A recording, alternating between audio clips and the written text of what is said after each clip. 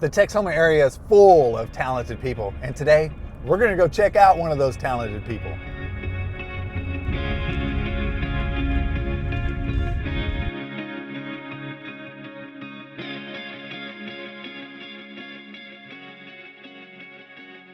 People always want to know is, you know, like, how did you get into art? You know, what, like, did it start at a young age, or, you know, where did it start? Well, I guess from a pretty young age, maybe a teenager, I always knew I had some art ability. Yeah.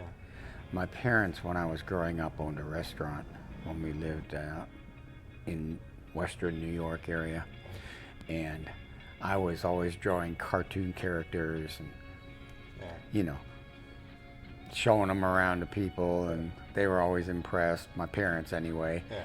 And they actually sent me to a summer art class at the local university. And I don't remember a lot about it because it was a long time ago, but I know I enjoyed it, and I just did it that one time, that one summer, but it really planted the seed, I think, in me that I had some art ability. But I think I have been more involved in art probably in the last 10 to 15 years, and especially since I retired, because I got more time now to do about it. I got more time to do it, and once I started, I actually started with graphite pencil drawings, and man, it just started taking off. I was doing portraits, and watercolors kind of came along when I hooked up with a group that's called Urban Sketchers. It's an international organization. It's probably got like 400 or 500 chapters around the world. Yeah. Who do you, I mean, like, your influences? Well, you know? it was in that group that I met a gentleman named James Richards.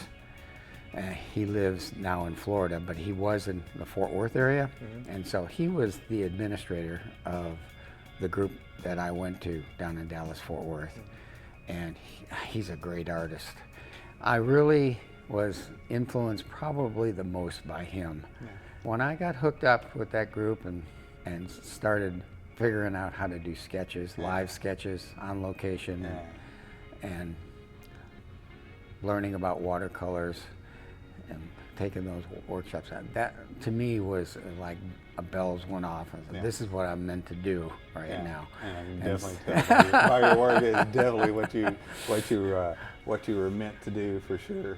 So where can people, you know, find your artwork? Well, I have a Facebook page, Skip Weir Art, and on Instagram, Skip Weir Art again. Here at the studio at Pen and Page, I'm the resident artist to the bookstore here. Yes, a resident artist, by the way.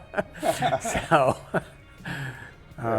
I brought all my stuff from home because I've been just doing it at home, and decided that this would be a good combination with the books. And would help draw attention not just to my artwork, but also to the bookstore. Because you can see me working in the window up front. Sometimes I'll be sitting outside doing live sketches and stuff. Yeah, that's cool. I like that. Yeah. I know there was one thing that's pretty cool that you do when you go on vacations. Y'all do like this little book. You know, it's pages of all the scenery. Yeah, we did that when we took a cruise. Yeah, y'all did that. I saw that online. Yeah. Now, you'll do that for other people too. Like if they went on vacation, they could send the pictures, and I could put it together. Create a little book. Yeah, they make sketchbooks that are kind of like accordions that fold in and out, and you can fill them up with art. Yeah, that's great. Cool. Yeah. So, you know, you and your wife Terri, which I've known Terri for a long time. Matter of fact, Terri, back when I first started doing these little interviews, she was one of my first with the Lake Texoma Association. So I'm very appreciative of her jumping in there, being brave enough to be one of my first little interviews years ago. But I know y'all started this together. What was this, something that was always in y'all's mind that you wanted to do? This was in Terri's mind to do. Yeah. Yeah. She she had this idea for a while.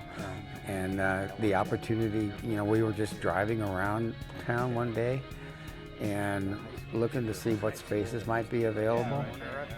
Not really, you know, I don't know what we were looking for specifically, but we were just driving to see what maybe spaces were for lease. Kind of like being an artist, you really don't know, but you see something, you go, that's it. Yeah, and that's exactly what happened here. And we pulled in up front, and it's on Main Street. Yeah, and we called the number.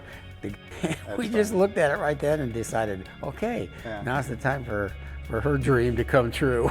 Yeah, so that's perfect. Kind of works out for both. Yeah.